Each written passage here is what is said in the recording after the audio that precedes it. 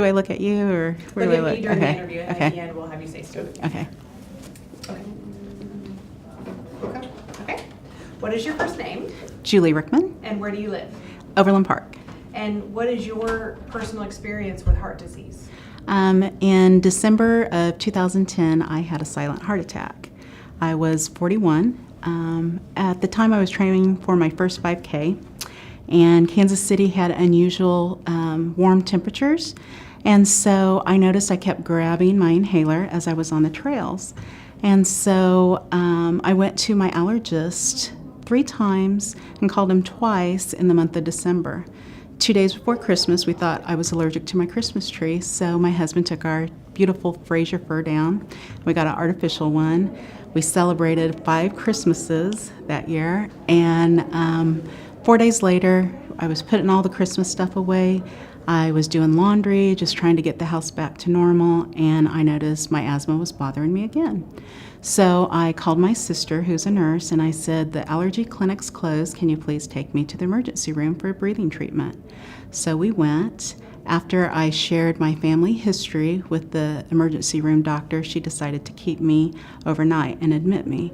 My father died from, it's called a AAA, an abdominal aortic aneurysm, and he was in his 40s. So that's always kind of been in the back of my mind, but we were more concerned with my brother who had extremely high cholesterol. So the next morning in walks the cardiologist, and she says, I'm sure that this is all pulmonary, but let's make sure your heart's okay. I was like, okay. So they ran me through several tests, and when they had me on a stress test, they had the incline going so high and it was going so fast and my heart wouldn't get up to where it needed to be, which is unusual because I was going really fast. Thank goodness I had been training because there's no way I could have kept up with that speed. But I saw 2 technicians make eye contact, and it's like, warning sign, maybe it's not just my asthma. So after further testing, they found out I had 2 blockages in my heart. I had a 95% and a 98%, and I had to have a stent placed. So you say you had a silent heart attack, so does that mean during all this time you actually had a heart attack? It means sometime in December. I have no idea when I had it. My symptoms were fatigue, celebrating 5 Christmases. It was, just being exhausted. I just thought it was the holidays, and I thought it was my asthma because I just couldn't catch my breath. So I have no idea when I had it. I'm pretty sure I went to my bedroom and I laid down. Sometimes I wonder if I even took a nap. 1 in 3 women die from heart disease. And sometimes those women don't wake up because of the symptoms that women have, like fatigue. They're just going to lay down. A lot of times I think of that, what would have happened if I didn't wake up. When I went to the cath lab, it became a reality real fast when the surgeon came over and he told me that I had a heart attack. That was like a real eye-opener. I instantly started crying. My blood pressure skyrocketed because I had a 3-year-old at the time, and all I could think about was, would I be alive to watch him grow up? So that's been my motivation of changing my life around. It's very hard to change your life when you had something, a major event happen, when you don't even know when it happened. But now all of a sudden, you have to change if you want to see your son grow up. So I went to cardio rehab. I thought it was great. I finally have a personal trainer who's going to tell me how to exercise. Everyone there was pretty much a geriatric group, and I had hope from an 80-year-old. He told me he suffered a heart attack when he was in his 40s, and he was 80. That was the first sign of hope for me. It's like, okay, if I change the way I eat, if I change my lifestyle, I can be around. So I started making changes and had lost weight and continued exercising. But then the further that I got away from my stent placement, the more I started doing old habits. I I'm a type A personality, and I couldn't control this heart attack. It's hard to know that genetics was the factor and I couldn't be in control of it. So I controlled my story. I did not tell any of my friends. It took me probably 6 months to start sharing with family because since we have heart disease in my family, they needed to know because I didn't want my cousins having symptoms like I did and dying from a heart attack. But even knowing that, what took you so long? You were just kind of scared to say it out loud? I was embarrassed. I was embarrassed because 80% of the risk factors are preventable. And I was looking at, well, maybe if I would have done this or if I would have done that. But ultimately, I now realize I can't control my genetics. So I didn't know how to tell my friends. It's like I was going out, I joined American Heart, was an ambassador, going educating women, and yet I couldn't tell the closest women in my life, hey, I had a silent heart attack, and it can happen to you. So last year I did my first casting call, and of course, true to my fashion, I didn't tell anyone. Didn't tell my sister, I don't even know if I told my husband. I just like, oh, I have an American Heart event I'm going to.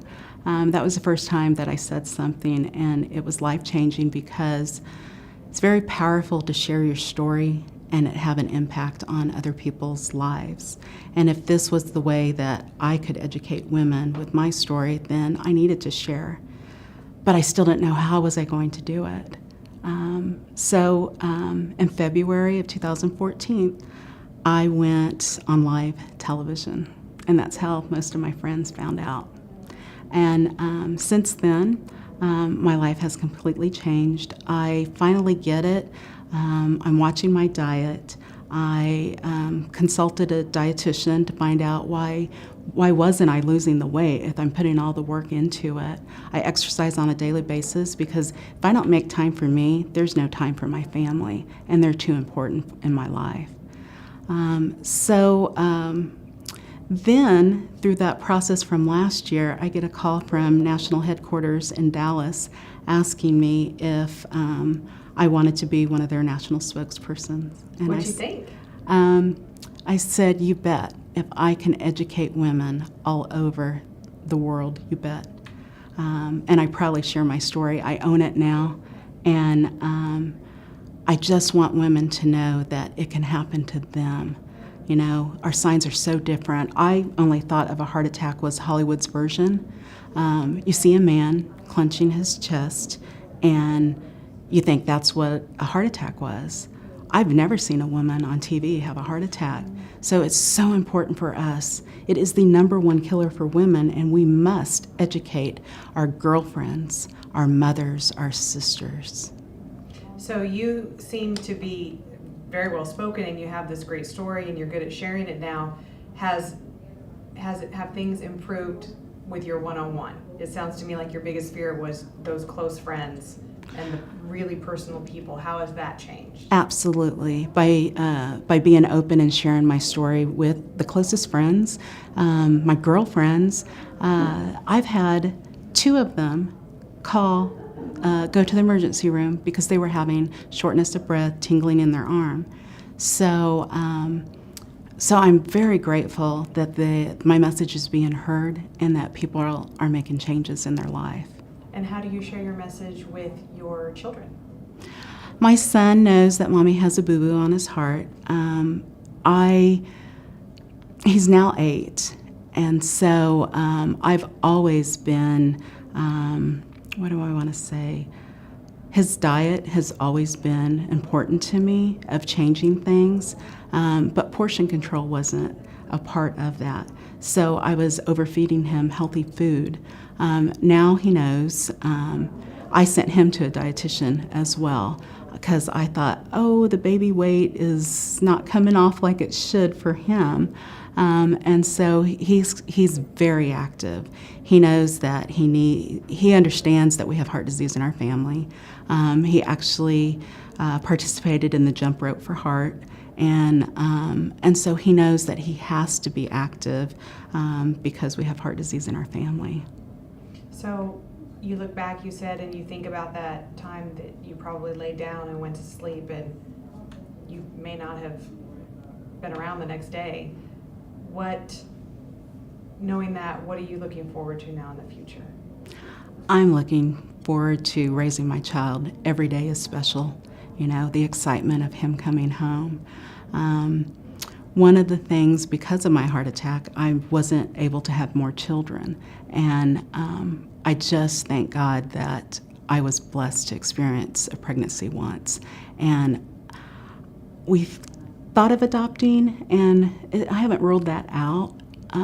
And I talked to my cardiologist about, is it even possible that I could try to get pregnant? And although she was supportive, she didn't recommend it. And I thought, why would I sacrifice my son that I have for an unknown, where it could take my own life? So every day is just precious that I get to spend with him and my husband.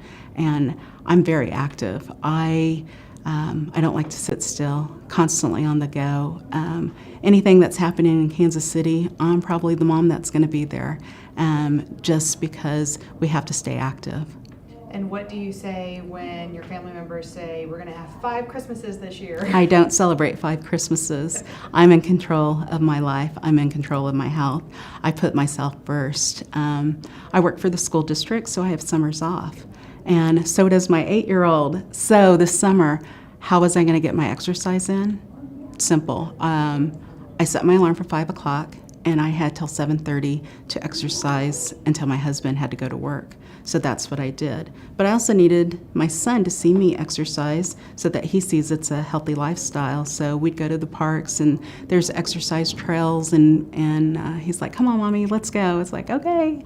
So, and we ride our bikes, and we go on all kinds of trails. There's so many in Kansas City, so it's just a great joy to walk it with my family. I'm Julie Rickman, and I go red for all the mothers out there. I want to uncover the truth about heart disease because 1 in 3 women die, and we have to put a stop to this so we save our girlfriends, our mothers, our aunts. Watching my son grow up is why.